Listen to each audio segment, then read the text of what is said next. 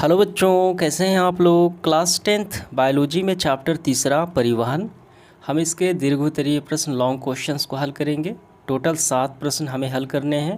पहला है जाइलम और फ्लोएम में मुख्य भेदों को लिखना है, यानी जाइलम और फ्लोएम में क्या अंतर है वो हमें बताना है। तो देखिए, हम ऐसे इसका अंतर स्पष्ट करेंगे। हमें लिखना है जाइलम एवं फ्लोएम में निम्नलिखित मुख्य भेद हैं, यानी अंतर है। देखिए इस तरफ जाइलम और फ्लोएम। इसकी कोशिकाएं मृत होती है, मरी हुई होती है। फ्लोएम की बात की जाए, इसकी कोशिकाएं जीवित होती हैं। पहला अंतर। दूसरा है यह जल एवं घुलित खनिज एवं का स्थानांतरण करता है, नाइट्रोजन फास्फोरस। ठीक है, इसका क्या करता है, स्थानांतरण करता है। प्लांट में एक स्थान से दूसरे स्थान ले जाने का कार्य करता है कौन, जाइलम। फ्लोएम की बात की जाए, ये खाद्य पदार्थों का स्थानांतरण करता है, जैसे ग्लूकोज।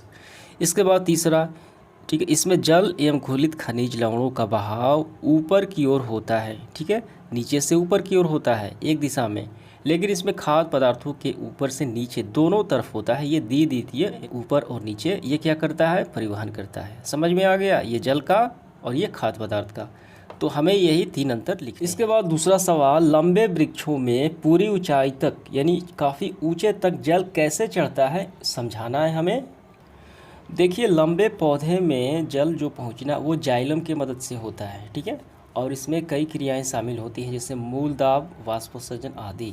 ठीक है, तो यानी एक दिशा में होता है। पौधे में जल एवं खनिज लवणों का परिवहन एक तंत्र होता है। ठीक है, जो जड़ से पौधे के ऊपरी भागों में एक दिशा में इसका होता है।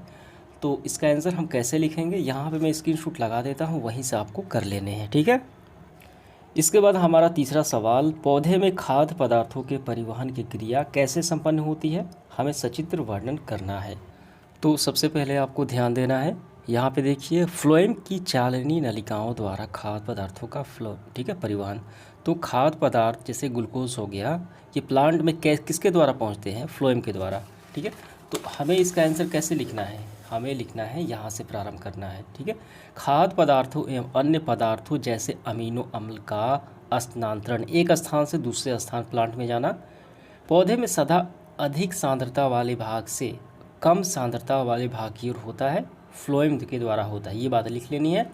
अधिक सांद्रता वाले भागों को क्या कहा जाता है, संवरण सिरे, और कम सांद्रता वाले भागों को उपभोग सिरे। ठीक है, कहते हैं खाद्य पदार्थों का स्थानांतरण फ्लोएम की चालनी नलिकाओं द्वारा होता है। ये नलिकाएं अत्यंत छोटे छिद्रों वाले फ्लैट से जुड़ी रहती हैं, और ये नलिकाएं खाद्य पदार्थों के स्थानांतरण के लिए विशेष रूप से उपयुक्त होती हैं।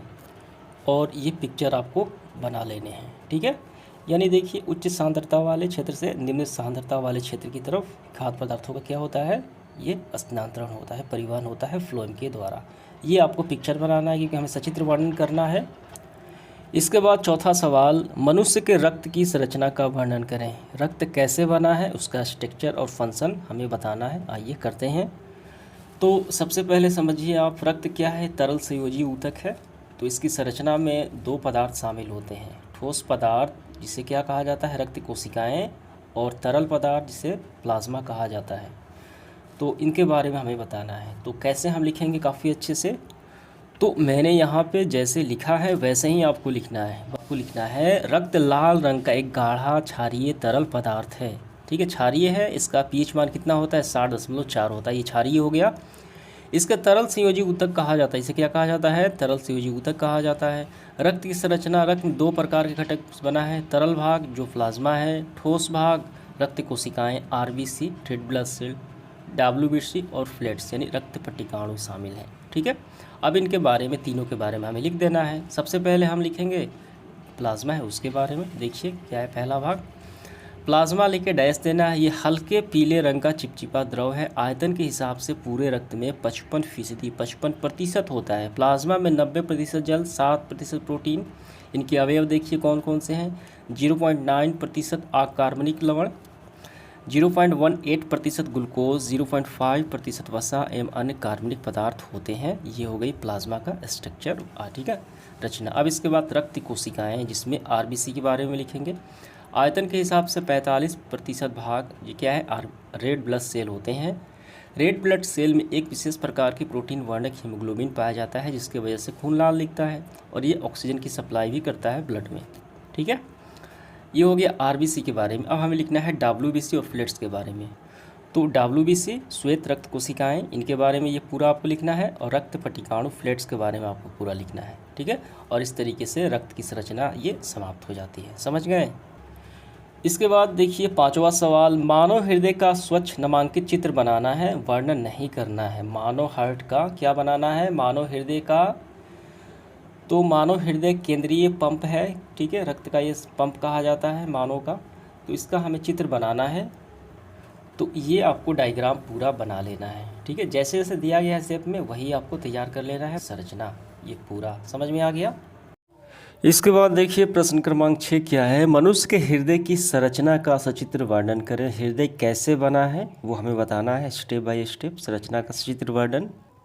तो ये रहा मनुष्य का आंतरिक हृदय की रचना, ठीक है, और इसे केंद्रीय पंप अंग भी कहा जाता है।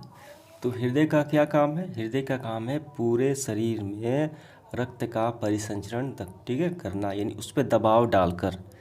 अगर हृदय की गति बंद हो जाए धड़कना तो वो आदमी की मृत्यु हो जाएगी। देखिए हम इसका आंसर कैसे लिखेंगे हृदय की संरचना। सबसे पहले आपको प्रारंभ करना है यहाँ से, ठीक है, लेकिन उससे पहले आप थोड़ा समझ लीजिए। तो यहाँ पे देखिए 2 सिराएँ हैं, अग्र महाशिरा और एक है पार्श्व महाशिरा। यहाँ से अशुद्ध रक्त आता है इन दोनों से, ठीक है, और ये दायां अलिंद में जाते हुए फिर ये कहाँ चला जाता है, फिर ये महाधमनी से वापस निकल जाता है। अब इसके बाद फुफ्फुस सिराएँ, इससे शुद्ध रक्त आता है यहाँ से भी और यहाँ से भी शुद्ध रक्त आता है, इन दोनों से अशुद्ध रक्त, और इनमें से शुद्ध रक्त आता है बायां अलिंद में। हृदय के 4 चैम्बर होते हैं, ठीक है। देखिए कौन सा, दायां अलिंद, बायां अलिंद, ठीक है। इसके बाद दायां निलय और ये बायां निलय। तो इसके बारे में हमें लिखना है पूरी संरचना। तो हम यहाँ से लिखना प्रारंभ करेंगे। हृदय एक अत्यंत कोमल मांसल रचना है जो वक्ष गुहा के मध्य में पसलियों के नीचे तथा दोनों फेफड़ों के बीच स्थित होता है। यह हृदय पेशियों का बना होता है। हृदय एक केंद्रीय पंप अंग है जो रक्त पर दबाव बनाकर, ठीक है, उसका परिसंचरण पूरे शरीर में करता है। ये हो गया। अब यहाँ से देखिए हम प्रारंभ करेंगे। आपको लिखना है हृदय की संरचना। हृदय का आकार तिकोना होता है, इसका चौड़ा भाग आगे और सकरा भाग पीछे की ओर होता है तथा बाईं ओर झुका होता है। इसके बाद देखिए थोड़े से आपको इसमें का लिख लेना है। यहाँ से हृदय पेरिटोनियम की एक दोहरी झिल्ली के अंदर बंद होता है जिसे हृदयावरण या पेरिकार्डियम कहते हैं। यहाँ तो हो गया, ये नहीं लिखना है, ज़्यादा लंबा हो जाएगा। फिर यहाँ से लिखना प्रारंभ करना है।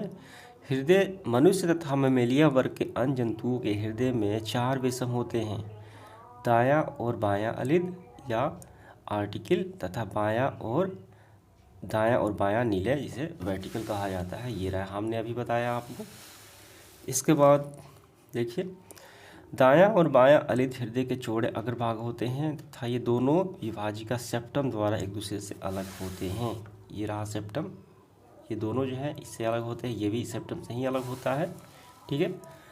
इसके बाद देखिए इस सेप्टम को क्या कहा जाता है, अंतरा अलिंद भित्ति भी कहा जाता है इसको। दायां और बायां निलय हृदय के सक्रिय पश्च भाग में स्थित होता है। ये एक दूसरे से अंतरानिलय भित्ति यानी सेप्टम द्वारा अलग होते हैं, ठीक है। दोनों अलिंद की दीवार पतली होती है जबकि निलय की दीवारें अपेक्षाकृत मोटी होती है।